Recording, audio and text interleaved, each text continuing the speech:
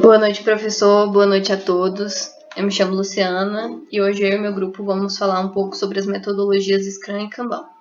Eu vou falar um pouco sobre o que é o Scrum e os papéis no Scrum.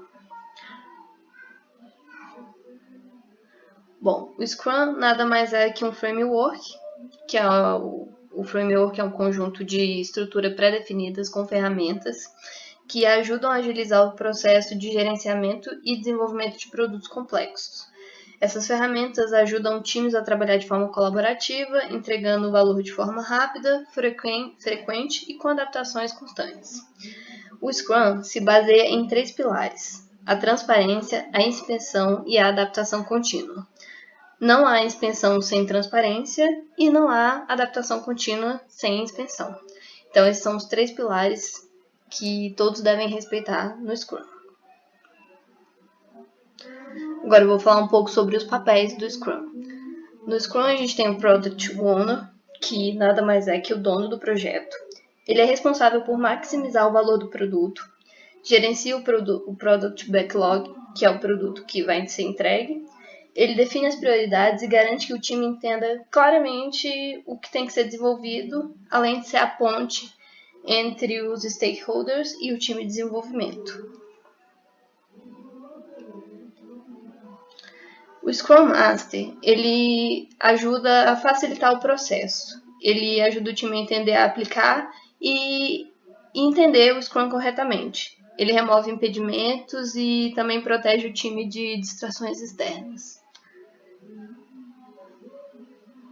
O time de desenvolvimento, ele é composto por vários profissionais de várias áreas, do front-end, back-end, pessoal ali responsável pelo banco de dados.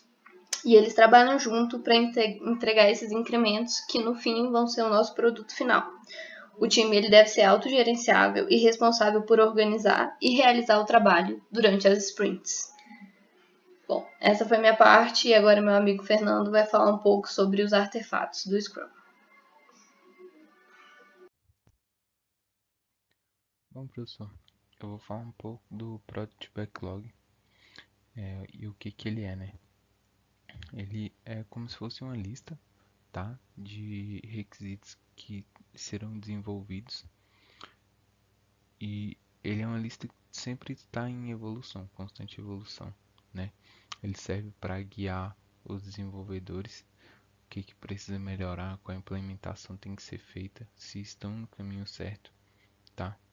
E aí é uma lista dinâmica, né? Ela vai direcionando para onde que tem que ir. Então, professor, o sprint backlog ele é fundamental no Scrum, porque ele é aquela caixinha que vai falar assim, não, agora os desenvolvedores vão trabalhar com isso. E aí, terminando essa sprint, o, o Scrum vai ver se está tudo certo e aí vai dar continuidade, né? Nas próximas sprints, ver o que precisa melhorar, o que precisa ser refeito, o que está dentro do prazo, o que não está, tá bom? É isso. Bom, professor, e o incremento é aquela entrega real, né? Do que foi desenvolvido, do que foi tratado sobre a sprint, como que foi feita a implementação dos sistemas e o desenvolvimento, evidenciando o progresso da equipe em direção aos objetivos do projeto, né, que foi listado no Product Backlog, como eu falei anteriormente.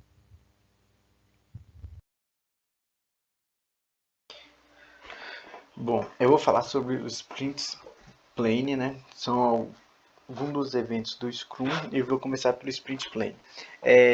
Quando o time senta, né, todo o time, né, e define o que será feito nas sprints, quem vai fazer tal coisa, quais são os objetivos, quais são as tarefas de cada um, né?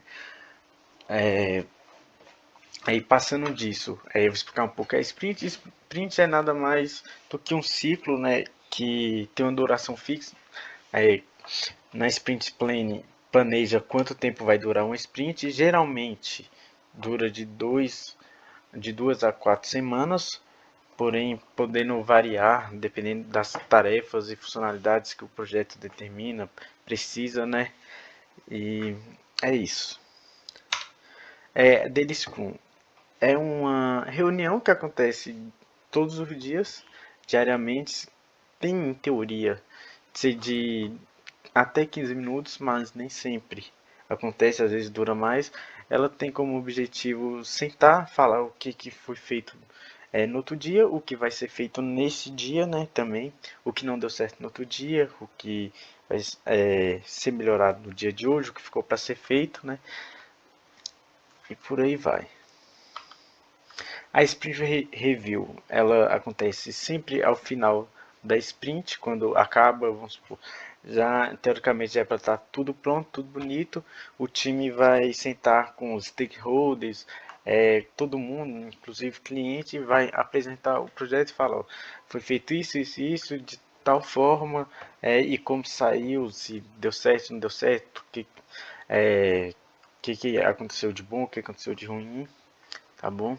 E por último, também juntamente com isso, tem a sprint retrospective, ou retrospectiva, né? Que fala. É o último evento também, acontece que o time para e reflete um pouco do que aconteceu, o que vai ser melhorado para as próximas sprints, se houver, né? O que os pontos positivos que ocorreram, os pontos negativos e trazer esse feedback para melhorar os próximos projetos. Tudo bem? Me chamo Vitor Cambraia e vou falar um pouquinho sobre o Kanban. O Kanban é um método visual de gestão de trabalho que organiza tarefas em fluxos contínuos. O que isso quer dizer? Nós vamos ter um quadro que vai ter todas as tarefas necessárias para serem realizadas para que o projeto ande. Essas tarefas vão ser divididas em funções, necessidades, tudo que deve ser feito, dividido em seus prazos também. O papel do Kanban, isso quer dizer, ele não tem um papel muito fixo. Ele é bem fluido. As equipes se organizam de forma colaborativa, mas podem adotar funções como líder de fluxo, facilitando o andamento da tarefa. O que isso quer dizer?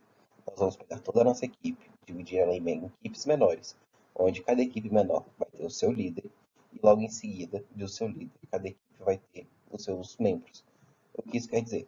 O líder vai aceitar a tarefa, vai montar sua equipe e vai começar a realizar aquela tarefa no prazo determinado para que o projeto ande. Isso para facilitar a dinâmica entre as equipes. O Kanban ele tem alguns eventos. Eu vou falar um pouquinho das revisões, do planejamento e da melhoria.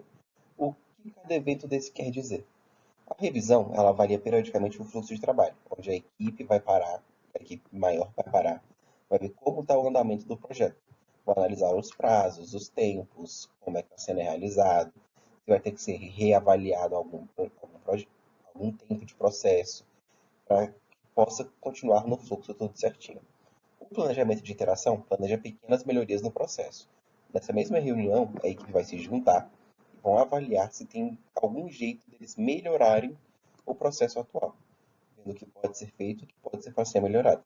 A melhoria contínua identifica e resolve os bloqueios para otimizar o fluxo. Isso. Se tiver alguma demanda que tem um bloqueio muito grande, eles vão avaliar aquela demanda para ver o que pode ser feito para otimizar o fluxo do processo do projeto. Um pouco dos artefatos do Kanban é o quadro do Kanban. Ele mostra visualmente o fluxo de trabalho, com as colunas a fazer, em progresso e concluído. O que isso quer dizer? Em um lado da coluna vai ter tudo que ainda tem para ser feito, na coluna do meio o que está sendo feito, e na coluna da direita é o que já foi concluído. Isso a gente consegue separar todas as demandas para poder juntar todas elas no final. Os cartões do Kanban, o que eles representam, né? Eles representam as tarefas com as informações, com o responsável e o prazo.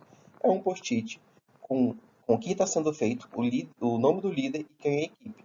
Somente, que é só para saber quem está fazendo aquela nova demanda.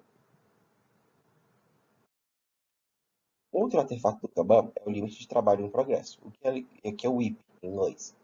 Ele controla e define quantas tarefas podem estar em progresso simultaneamente. Isso quer dizer o quê?